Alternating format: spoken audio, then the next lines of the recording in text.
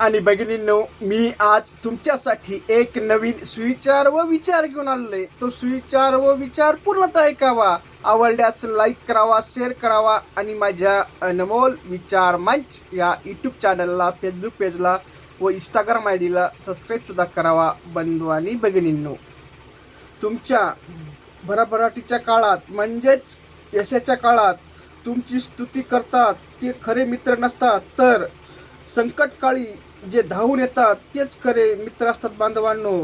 कारण तुमच्या भरभराटीच्या काळात नुसतं त्यांची पोळी भाजून घेण्यासाठी काही लोक हाजी करतात, परंतु तुम्ही संकटात असले की पळ काढतात. उदाहरणार्थ, एका कार्यालयात एक मोठ्या पोस्टवर एक अधिकारी होता. त्याच्या सहीने भरपूर असे लोकांचे कामे व्हायचे. मग त्या सहीमुळं याच्यामुळं त्या जिल्ह्यात तो फेमस झाला. त्याचं नाव झालं. मग त्याचे मित्र मैत्रीण नातेवाईक व त्या जिल्ह्यातील सर्व माणसं साहेब साहेब साहेब म्हणजे सभाचे साहेब करू लागले, त्याची हजारी करू लागले.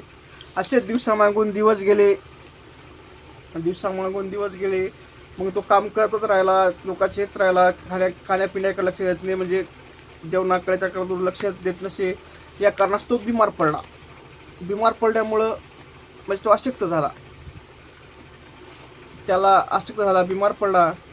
मात्र अशक्त झाला आणि अशक्त पडल्यामुळं त्याच्याकडे बिमाऱ्या जास्त वाढू लागल्या.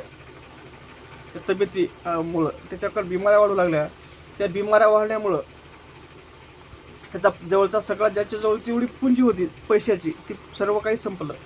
मग त्याला वाटलं की माझी मित्र मैत्रीण नातेवाईक किंवा मी जे जिल्ह्यात माणसं कमावलं ते मला मदत करतील आणि माझी जी तब्येत आहे माझी बिघडली, या तब्येतून या आजारातून मी मुक्त होईल असा तो विचार करू लागला.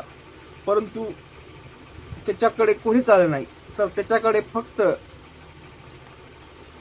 त्यांनी जी माणसं दुरावली होती, म्हणजेच दुसरी समाज होता की ह्या वरचा तो खालचा तो समाजात, असं त्या खालच्या समाजाच्या माणसांनी त्याला मदत केली त्या संकटकाळी. परंतु जे वरचे मात्र दुसरे माणसं त्याचे लांबच पळाले. मला सांगायचं तात्पर्य बंधवांनो एवढंच की माणसांनी त्याच्या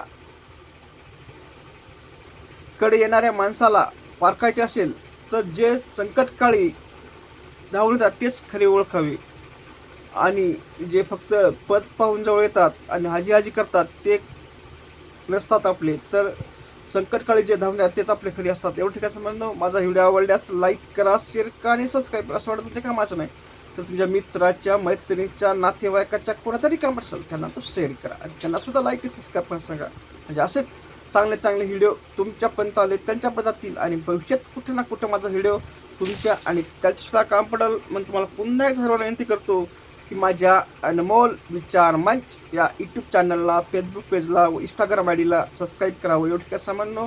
धन्यवाद पुन्हा ऐकल्याबद्दल.